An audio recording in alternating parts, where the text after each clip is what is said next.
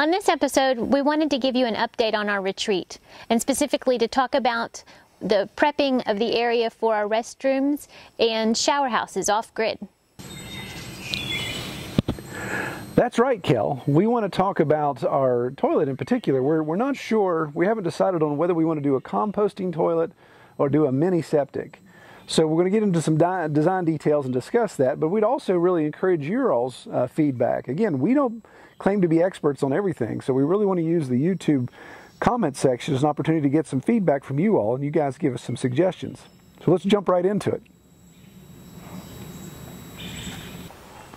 Well, some of you may be wondering, what are we talking about when we mentioned marriage retreat? Well, if you go back to episode 12, where we talk about 3 good things that happened in 2016, that was one of them. That was just, we felt led to try to build a retreat on the back of the property that could be a place for married couples to come and relax and just kind of unplug and get away.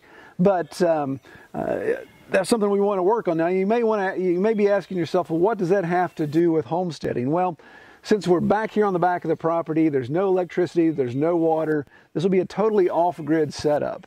So we decided the first thing we wanted to start with was what, Kel? Well, definitely going to need a restroom.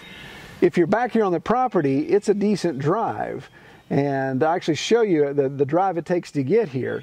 So you obviously, when you leave the house, you have to go up past our pig pasture.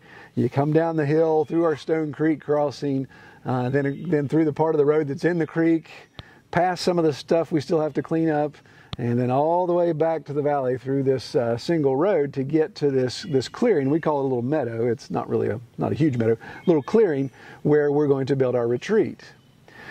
So it takes a while to get back here, even on the side-by-side. So we didn't want to have people come work or even come stay at the beginning of this and not at least have some amenities.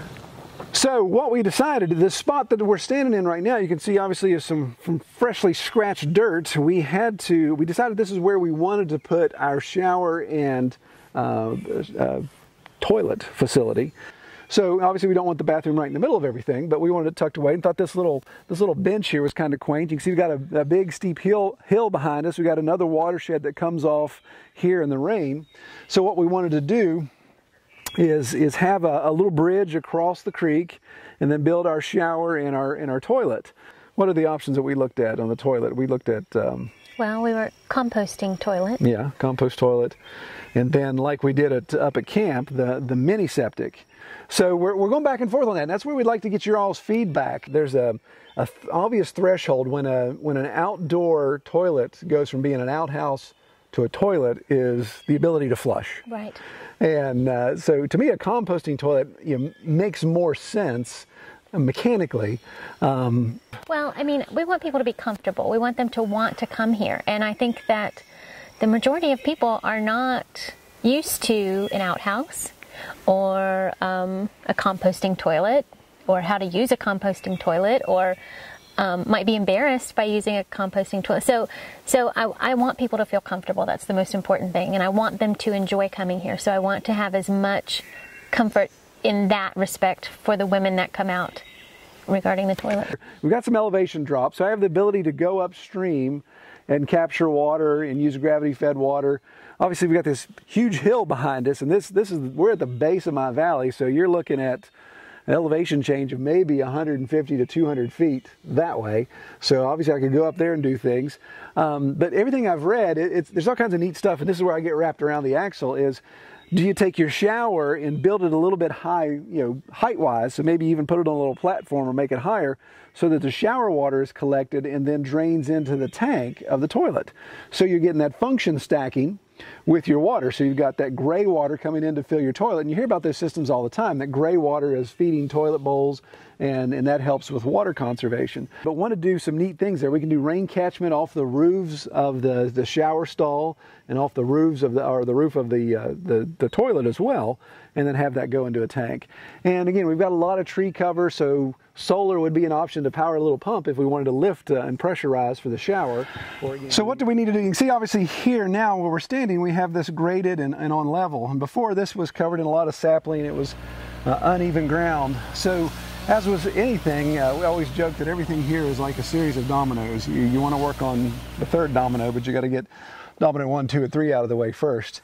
So what we did, we still had the chipper at the time, and I've become addicted to wood chips. So we knew we had to cut down some of these saplings and get those out of the way. So we went ahead and brought the chipper back and chipped up some of that.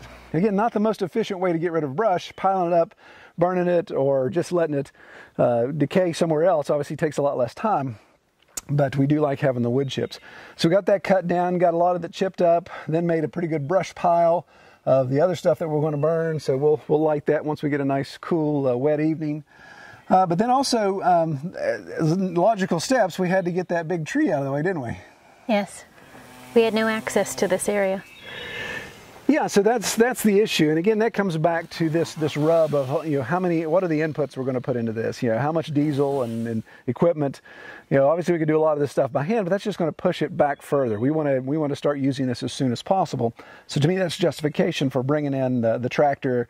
So I had a poplar here, and again, we like to use as much as we can. Function stacking, I guess, is the term in permaculture. I'm no permaculturalist expert, but we had this big poplar here, and it was a really nice straight tree.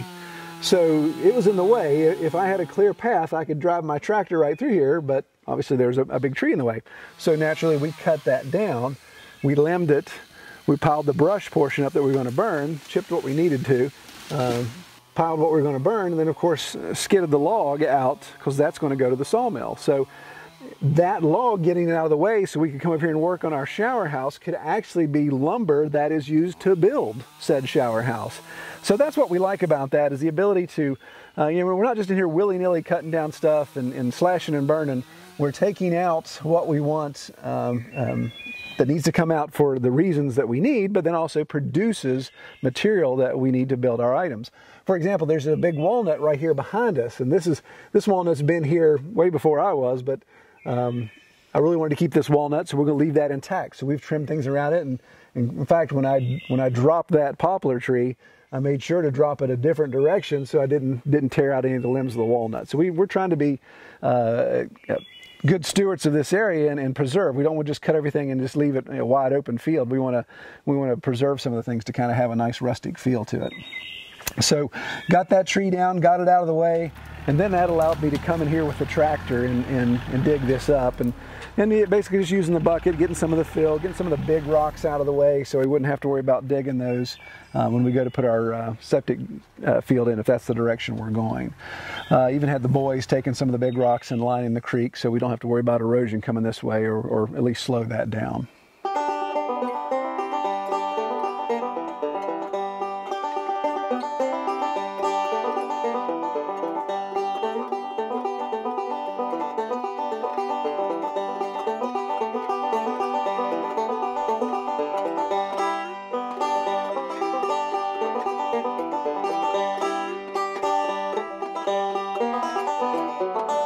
Check us out on Facebook at facebook.com/redtoolhouse. Yeah. // Got wings. I do have wings. Okay. Are you situated? Get everything tight. His pants are uncomfortable. I think my suspenders are too tight. They're giving me a little bit of a wedge. No, wait a minute. That's much better. Oh, no, wait, there's still another one. Okay. Well, we hope you guys enjoyed that. And again, we're really looking for your feedback. Kind of keep this a two-way street conversation. So give us some feedback, give us some recommendations. Be sure to use the website. Go to redtoolhouse.com. Use the Contact Us form. If you want to use that to use a larger description or upload some images or what you've done or what you've tried, that'd be great. We appreciate that input. And also, don't forget to give us a thumbs up and subscribe if you haven't already. And check us out on Facebook at facebook.com/redtoolhouse. Very good. All right. Take care, everybody.